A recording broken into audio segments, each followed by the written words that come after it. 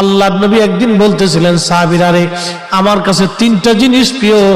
এক নম্বরে নামাজ, দুই নম্বরে আমার বিবিগণ, তিন নম্বরে সুগন্ধি। এক নম্বরে নামাজ আমি নবীর কাছে প্রিয়, সালাত আমি নবীর কাছে প্রিয়, নামাজ আমি নবীর কাছে প্রিয়। সারা রজনী জেগে জেগে নবী নামাজ পড়তেন। নামাজ পড়তে পড়তে পা ফুলে যাইতো। আম্মা জান আয়েশা একদিন ডেকে বলেন, ইয়া রাসূলুল্লাহ, আপনার আগে পরে সব গুনাহগুলি মাফ, আপনার তো কোনো গুনাহ নাই নবী গো, তারপর ওখানে আপনি এইভাবে নামাজ পড়েন। আল্লাহর নবী ডাক দিয়ে বলেন, আয়েশা রে, আমি কি আল্লাহর শুকরগুজার বান্দা হব না?